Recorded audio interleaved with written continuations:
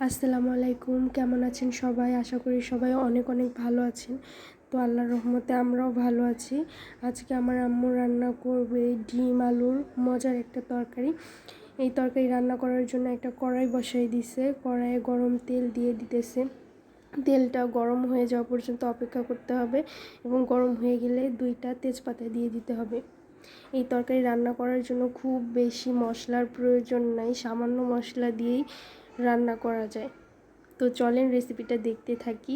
গরম হয়ে গেছে, কাঁচা এখন পেঁয়াজ এই পর্যায়ে কাঁচা পেঁয়াজ এবং কাঁচা মরিচ দিয়ে দিছে। এখন এই কাঁচা পেঁয়াজ কাঁচা পেঁয়াজ এবং কাঁচা মরিচ ভালো করে নাড়াচাড়া করে নিতে হবে। সামান্য লবণ দিয়ে দিছে, পরিমাণ মতো লবণটা আপনারা দিবেন। ভালো করে নাড়াচাড়া হয়ে গেলে কাঁচা পেঁয়াজ এবং কাঁচা মরিচ খুব সুন্দর করে তেলে নাড়াচাড়া করে নিতে হবে। তেলে ভাজা হয়ে গেলে নিচে তারপরে বাকি মশলাগুলো দিবে।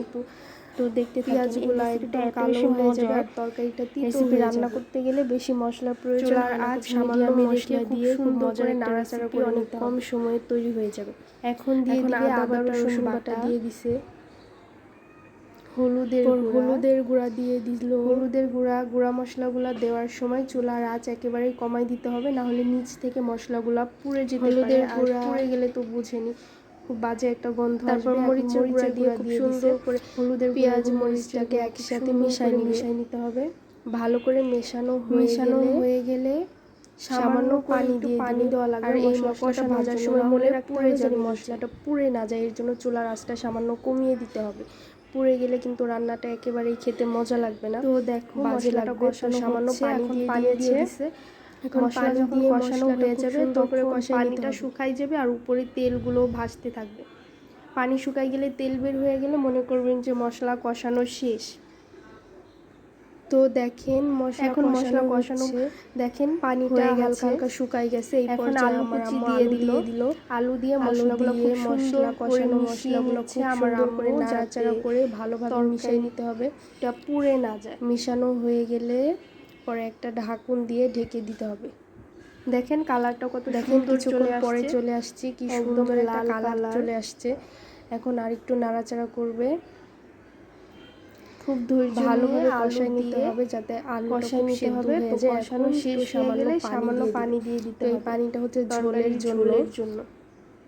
তারপরে এখন ঢাকনা দিয়ে সিদ্ধ হওয়ার জন্য কতক্ষণ অপেক্ষা করতে হবে। কিছুক্ষণ পর এই তো দেখেন মশলাটা তো কি সুন্দর করে কিছুক্ষণ পরে চলে আসছে। দেখেন কি সুন্দর করে বলক উঠে গেছে তরকারিতে। তরকারি অনেক সুন্দর করে রান্না হয়ে গেল। এই তো আবার চলে আসছে। এই তো খুব সুন্দর করে মনে হয় আলুগুলো সিদ্ধ হয়ে গেছে। আপনারা একবার চেক করে দেখতে পারেন আলুটা সিদ্ধ হয়ে গেছে। আলু সিদ্ধ হয়েছে কিনা, তরকারি আলু সিদ্ধ হয়ে গেলে করে ভেজে নিতে হবে। ভাজা ডিম দিয়ে দিতে হবে। ডিমগুলো সিদ্ধ করে গরম তেলে ভেজে নেবেন। এই তো আস্তে আস্তে এখন সিদ্ধ হয়ে যাবে আমাদের ডিম আলুর মজাদার রান্নাটা। আস্তে আস্তে এই তরকারিটা আমাদের এলাকায় অনেক বেশি বিখ্যাত, অনেক ভালো লেগেছে। আমাদের কাছে কিন্তু অনেক ভালো লেগেছে। আর এই তরকারিটা অনেক বেশি মজা, রান্না করার জন্য খুব বেশি মশলার প্রয়োজন নেই। ঘরে থাকা সামান্য মশলা দিয়ে এত অল্প সময়ে খুব সহজ একটা রেসিপি। আপনারা যারা রান্না করতে পারেন না, এত মজা না খেলে আপনারা কখনোই বুঝতে পারবেন না যে এই রেসিপিটা এত মজার। ধন্যবাদ সবাইকে, এত কষ্টটা অনেক ভালো লেগেছে। আল্লাহ হাফেজ।